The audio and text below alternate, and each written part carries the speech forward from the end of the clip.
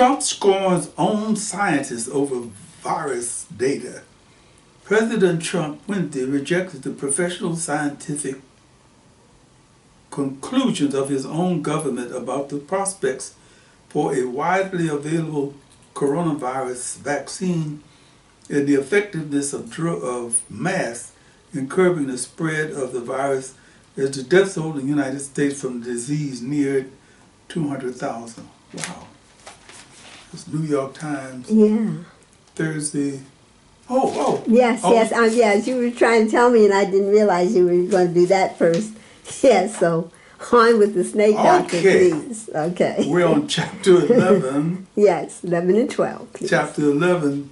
I didn't do that deliberately. I know you didn't. Okay. All right.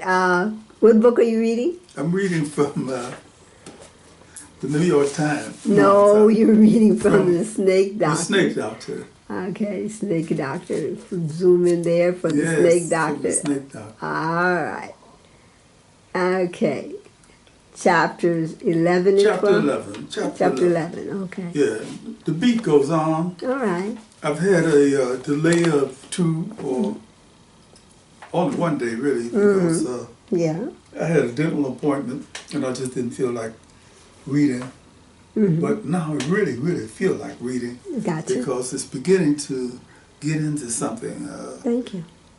I've designed this book to mount certain kinds of tension slowly and with no malice or forethought. It's just not to try to jam it in there in order to make it seem like it should be important, but to let the natural rhythm of the thing happen. In effect, what I've done, to be really honest with you, you wouldn't have heard that before. Let me retract that because somebody else said that a lot. What I've done is make it my point to let the business speak for itself. Got it. So here we go.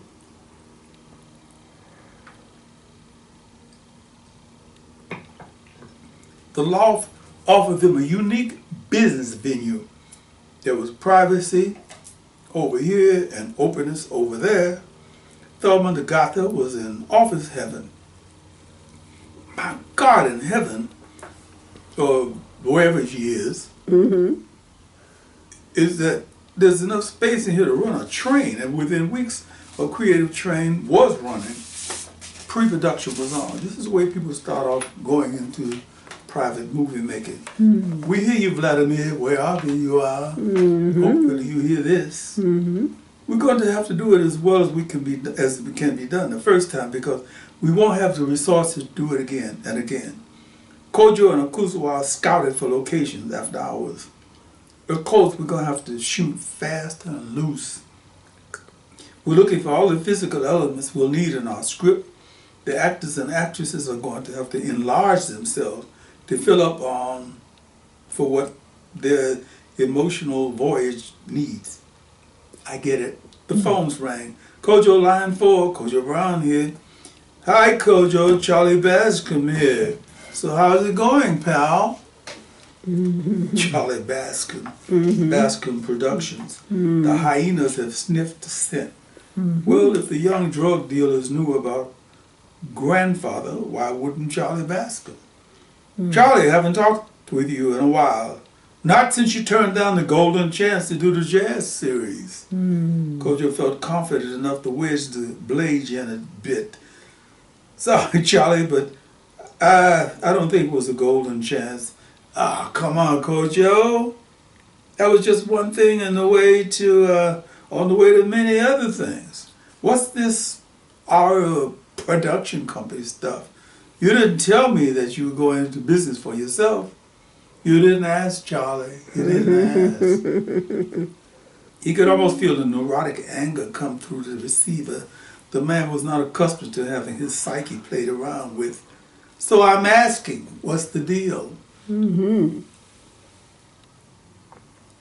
well aware of how accurate and informative the Hollywood grapevine could be, decided to splash broad strokes into Charlie Bascom's ear. That sounds great, Kojo, really great. How's your distribution set up?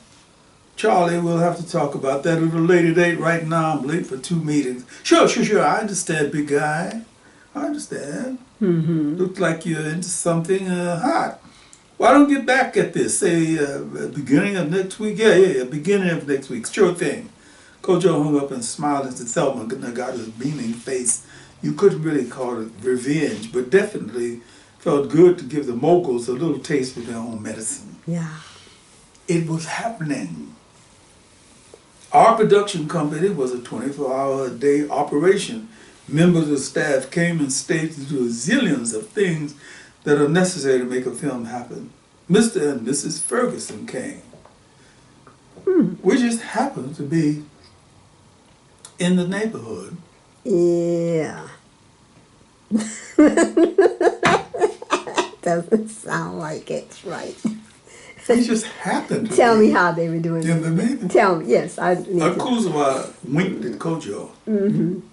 Minerva Ferguson would be caught dead in this neighborhood, just passing by. They gave them a tour of the bustling facility. The Fergusons were impressed. Harvey Ferguson wandered off by himself. Don't get lost, Harvey. I'll try not to, Minerva. He'd become rebellious in his old age. Yes, indeed. Following in his daughter's footsteps. Mrs. Ferguson frowned at his reply. The man was becoming a bit sarcastic in his old age.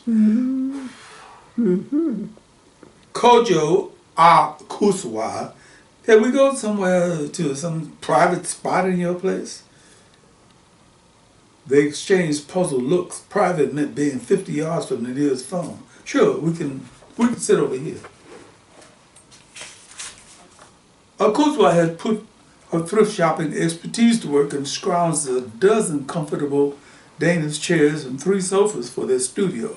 Kojo rushed to take a quick call and return with glasses of pineapple juice. Sorry I had to take that one. Did I miss anything? No, you didn't, Kojo. I waited for you. This is delicious. They were in a flight pattern that Mrs. Ferguson knew nothing about. She made them feel antsy, but they cloaked their impatience with bland expressions. Phones were ringing, machines clicking and clacking. Mrs. Ferguson was playing her theme. Akosua, you look perfectly adorable. Pregnant. Thank you, Mother.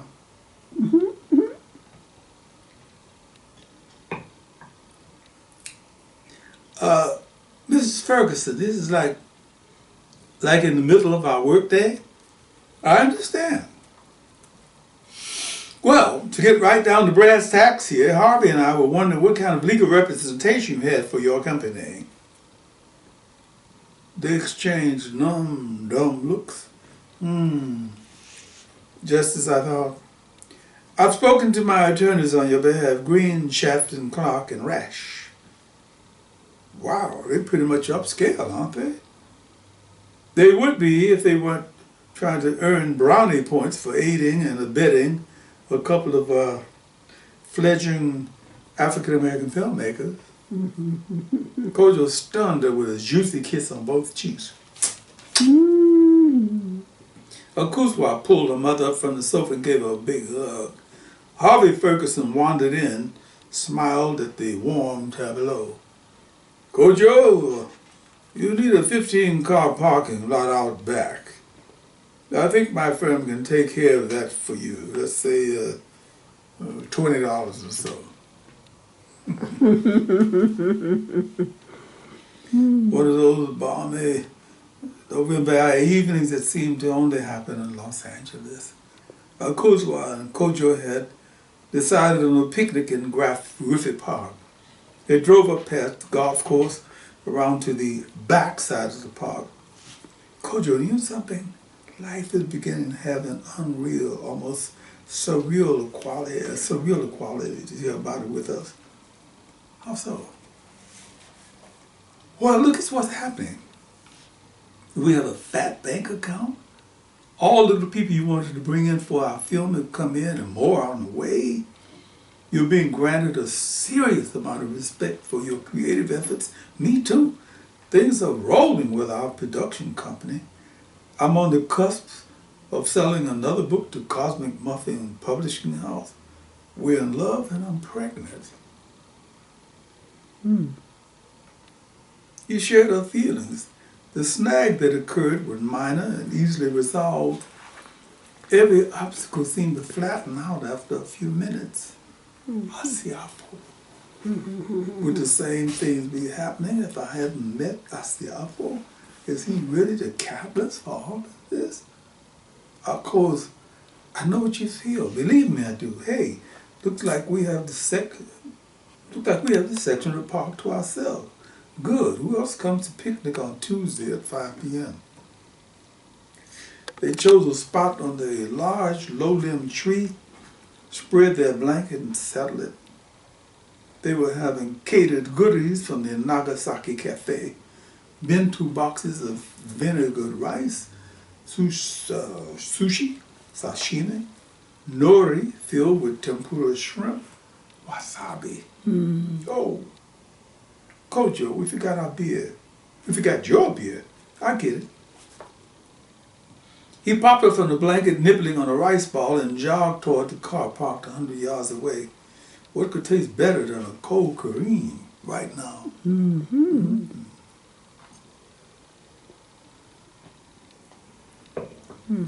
He pulled a bottle of Kirin from the cooler in the trunk of their car and turned to jog back to their spot. The scene registered on his brain as a still photo. A large, black, dirty, ragged man was standing at the edge of their blanket. Kojo broke into a hard run, gripping the long neck of the beer bottle. He came up behind the man, catching Akusua's eye.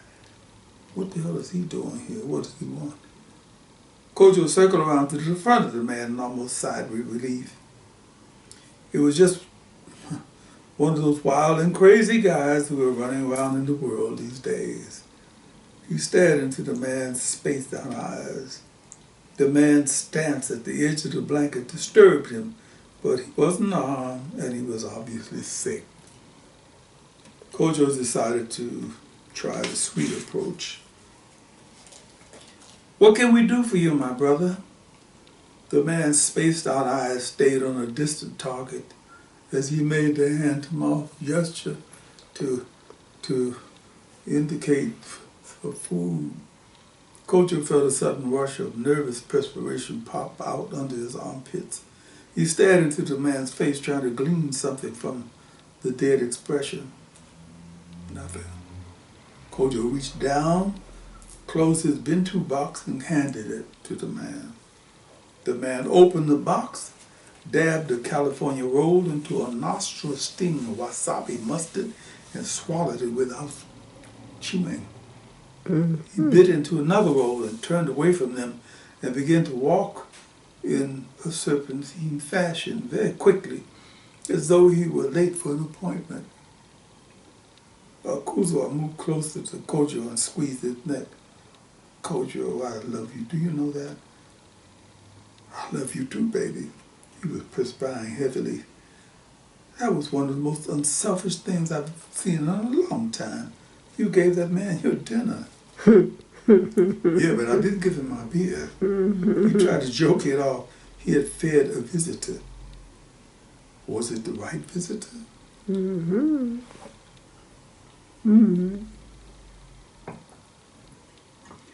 Kojo, you can joke about it if you like, but there aren't a lot of people who would give their expensive little boxes of Japanese food away. Well, you know how it is. You have to go with the vibe sometimes. When I see dudes like that, all I can think is, for there, for the grace of God and the Orishas go I. I heard that.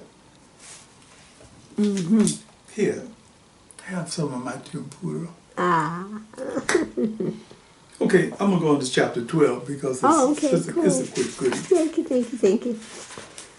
Okay. Yes, please.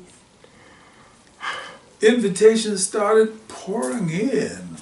Interesting. Attention from the moguls. Dan Dryson here. Say, what's the deal here, Kojo? I've called your office twice already. Sorry, Dan, been meaning to get back to you, so what can I do for you? Bascom had the sense first, now they all have it. Good, let them pant for a while. They know the quality of my work, the quality of the people I've pulled in. Good. I'll let them, I'll get to them when I get to them. How many times have I been put on semi-permanent hold, or held at arm's length for days? 100 black men sent them a gold-embossed invite to their winter ball. The men celebrate. Well, of course, we have to make that. Akosua's latest book provoked public acclaim that she was really prepared for. Wow. Looks like the outlaws have struck a little literary gold here. The African American community wanted to take a closer look at the successfully functioning African American couple with the support of in-laws. Publicist Jackie F. Muhammad was right on the stick. Okay, Kojo, Akosua, let me make a couple things crystal clear. I'm the best, okay? So go with me. I'm going to promote you guys behind the beyond. I see a somewhat royal touch here. Akosua as queen of the literary scene, and you, Kojo, as the African American king of the cinema. Kojo and Akosua are both somewhat shy by nature, slump down in their seats as the bold outlines of their PR person's campaign will scroll out for them.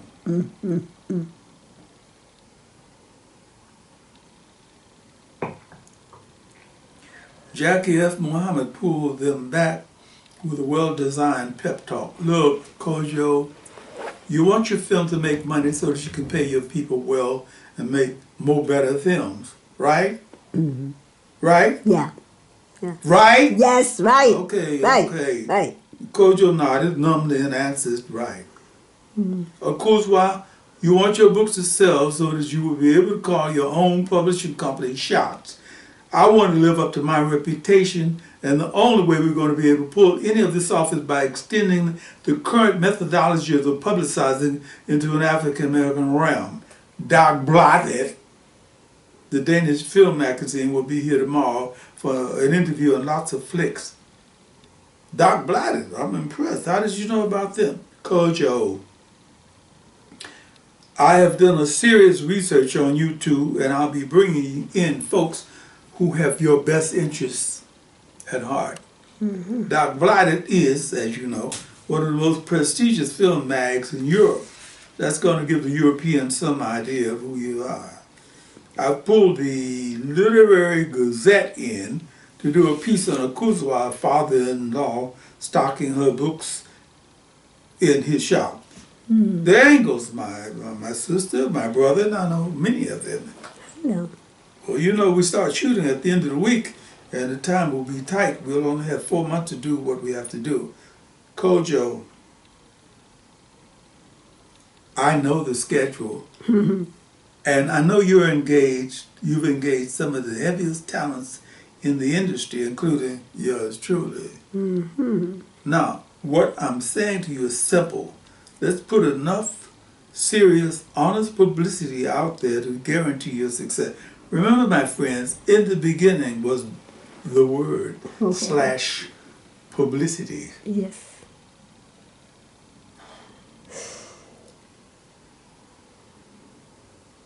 Kojo sat at his desk, outlining some of the visuals he wanted to use in his opening montage. #1. A series of subliminal shots give us a stroboscopic look at neon-lit city life, something that has a phosphorescent glow. The atmosphere is electric.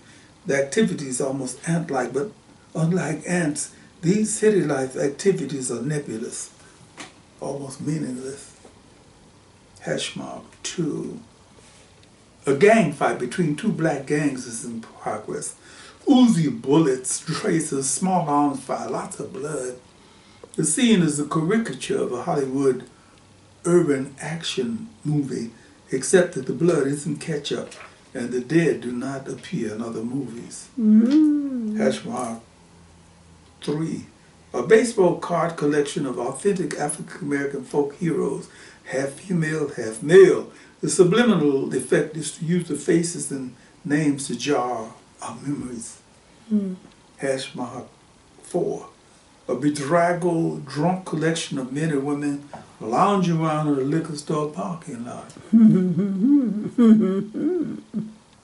They have reached the desperate stage of not being able to go too far from the source of their painkillers. Yeah.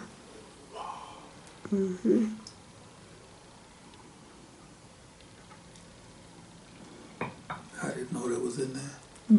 Hash mark 5. African American spiritual practices in various parts of the world use one ritual and show how it morphs. In America, the religion or Yoruba. Brazil, Candomblé. Haiti, Voodoo. Cuba, Santeria, Lucumi. Puerto Rico, Santo Santeria. Trinidad, Venezuela, Shango. Jamaica, Obeah, Poco. Hash mark 6. Aside from the widespread indigenous spiritual systems of Africa, we'll look at those places in Europe, Asia, and the Middle East that have been greatly influenced by these spiritual systems. The focus will be on Greece and their wholesale adaptation of the Yoruba mythology, which meant that Eshu became Mercury. Yes. Kojo, what time did you tell your grandfather we were coming? 4 o'clock. I'm coming. Just give me a couple more minutes. 7, hash mark 7. Healthy African American children / sick African American children / psychologically. What makes them / healthy, sick? During the course of pre-production madness, Kojo felt compelled to get away for a few hours to talk with his grandfather and mentor about a few things. Akosua definitely wanted to explore his thoughts concerning the spiritual elements of the diaspora / African Holocaust.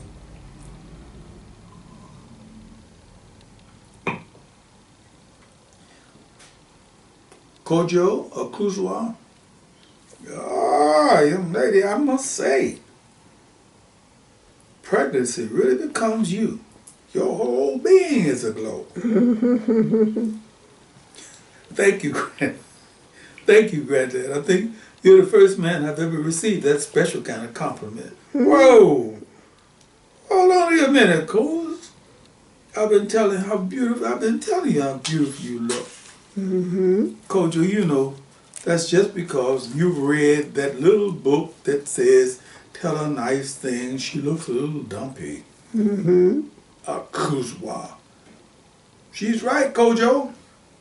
We men folks do stuff like that, especially if we're sensitive. He ushered them into a tidal wave of good vibes, exchanging hugs, kisses, and an affectionate pat on Akosua's exploding stomach. Come on in. Y'all just missed your Aunt Rose, Aunt Deborah, and Aunt Afia by about 10 minutes. Paying you a visit, huh? Killing me with kindness would be more like it. Granddad. Just joking, Dolphin, just joking. Can I get y'all a drink or something? Water, pineapple juice, Coke, Chivas Rico? Chivas Rico? Akosua took the lead. Granddad, why don't you pour yourself a drink? I'll get us something from the fridge. Well, you know where it is.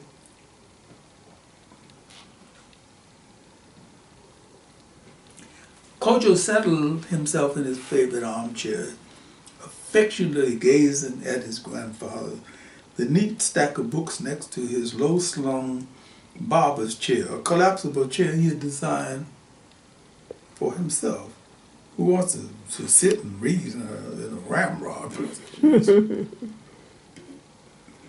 That's quite a lady you got there, Kojo. Quite a lady. Mm-hmm. He whispered to his grandson while Akosua was shaking ice cubes free in the kitchen.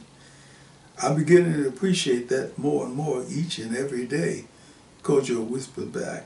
Mm-hmm. Akosua returned with a tray loaded with ice cubes, 2 cans of fruit juices. Kojo smiled at the tray and made a snap decision. This is an afternoon off for us. I think I'll join Granddad and have some of his juice. Mm-hmm. Grandfather Kwame chuckled at the comment and poured 2 fingers of Shiva's Regal into 2 glasses. Just 2 fingers. Mm-hmm. Akosua held her glass of pineapple juice up for toast. Here's look at you two because I can't join you, but there's always next time. Cheers. Yes. Cheers. Yeah, cheers. Mm-hmm. They're getting a little tipsy before time. Mm-hmm. They sipped their drinks silently for a few moments. Grandfather opened the floor. So, how's the movie thing going? Where are y'all at now? The flirt was suddenly channeled. They had someone who cared, someone who would listen to their blues without smirking or being judgmental. It's always up here when you do a so-called independent production. As you know, the men granted us $1.5 million to do the thing, and we're doing it, but we can use twice as much. We're trying to stay away from the usual suspects in order to get more money, because they will start putting their sticky fingers all over everything. We'll have to deal with them when it comes to distribution. There are so many things to do when you set up an independent production company. All of the busy stuff that would be taken care of by a bunch of offers and in a major league studio has to be done by us. All of us become gophers. So things are going pretty well, huh? Yeah. Akosua and Kojo exchanged smiles. The old man had shuffled them down to the bottom line. Was it happening or not? Yeah. Yeah, again, Granddad, I guess you could say that. We start shooting next week. Good. They sipped and relaxed. Mm.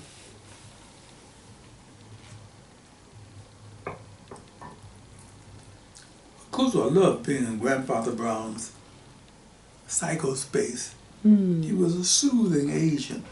He didn't make them feel as though they were compelled to start jabbing about what they were about. He offered them space and allowed them the chance to shade in the blank areas at their own speed. Grandfather Brown, you can call me Granddad, Akosua. You're one of my daughters now. Mm. Granddad, we're dealing with a recurring theme in our film, the presence of a certain kind of spirituality. We want to talk with you about that. Well, let's talk about what you want to know. If I know something about it, I'll tell you everything I know. They settled back to think for a few seconds. What do you want to know? Akosua led off. Do you think that Africans, people of African descent, have a greater sense of spirituality than other people? And if so, is that a factor in our people surviving chattel slavery?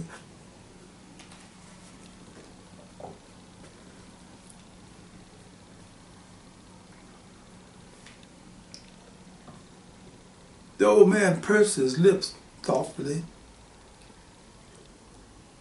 Matt sips with his grandson. When he answered her question, his voice had taken on a darker texture. Akosua, you know something? That's a question I started putting my mind on about 40-some years ago. I used to talk with my wife about it. I'll share the conclusion we reached. Number one, I don't want to dig a grave for myself and say that we have a monopoly on any kind of spiritualism, spirituality. No, I wouldn't want to say that. But I will say this. if there was ever a race of people in the world who were forced to call on reserved ancestral strength, ancestral courage to survive, we would have to be number one. Mm-hmm. People sometimes forget we had the bubonic plagues, the Jewish Holocaust, genocide, slavery, Hiroshima, Nagasaki. That's right, Nagasaki. I never could speak Japanese too good. And colonialism put on us at the same time. Think about that. Someday someone a whole lot wiser than me will have to explain the why of why we've had to go through all of this. But one thing we all know is that steel is tempered, strengthened by pressure. If we were to take spirituality as a form of steel, then we can certainly say that we are definitely a bunch of sharp swords. Yeah. They shared a smile and tipped their glasses at each other in agreement.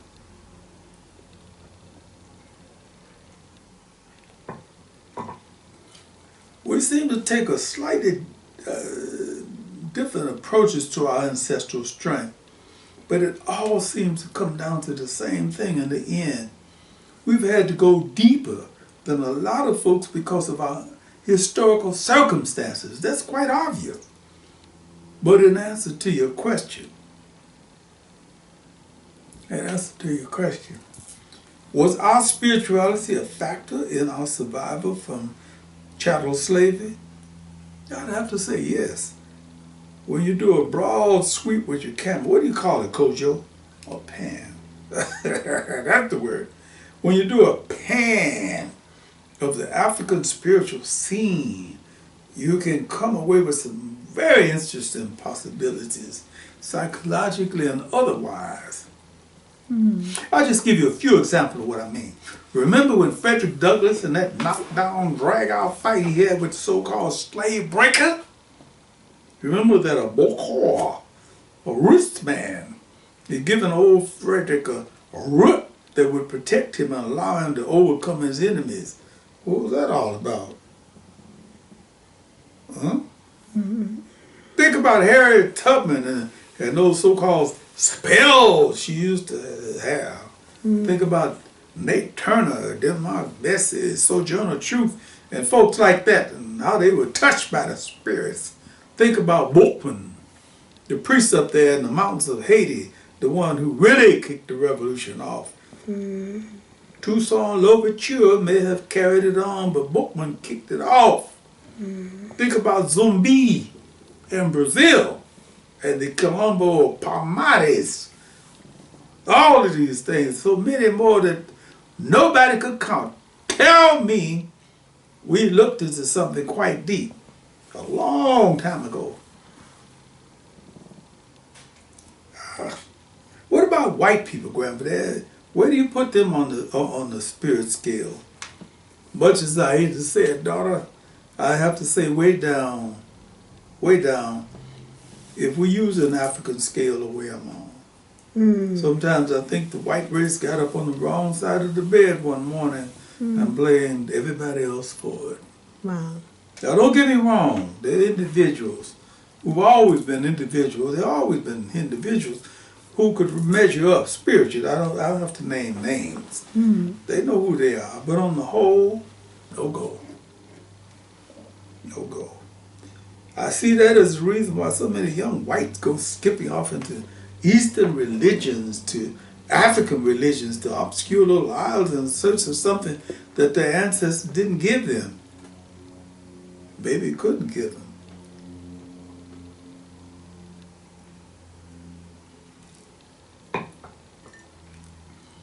How would you feel praying to a great-great-grandfather who had been a brutal slave trader, a serial rapist, a family destroyer, a torturer, a killer, a madman? I think you'd be on pretty bad terms with ancestors like that. Now your question has to be, how did it happen? How do you wind up with a rogues gallery of people for ancestors? Granddad, you stole the question right off the tip of my tongue.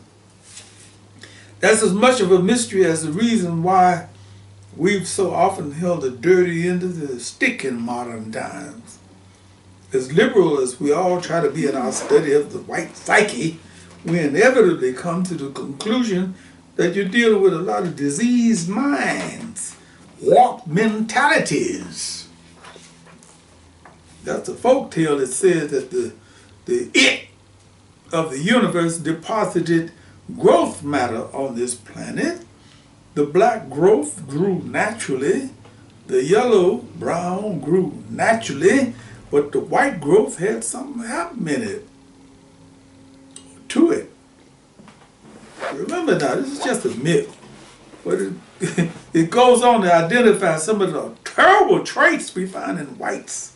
Their rapaciousness, greed, lack of sensitivity, self-control, concern for nature, need to fight all the time, racism, traits that came out of their growth and have been kept alive for centuries. They were completely silent for a few thoughtful moments. I think about the white people I went to school with. There was always something I just couldn't understand about their mindset, you know what I mean? Mm-hmm. Grandfather Brown took a sip of his drink.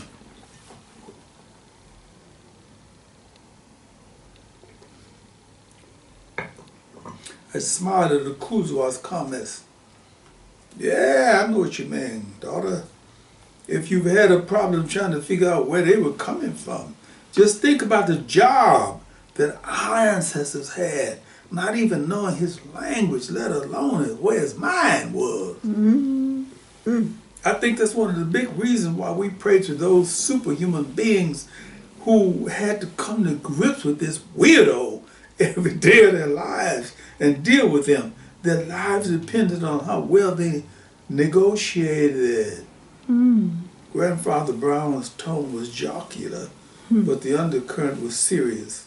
Mm-hmm. Any objections to continue this while we try to polish off a few pounds of this ton of food these women brought over here? Nice. That's where I'm going to leave that. At the end of chapter 12. Oh, okay. I wanted to get in some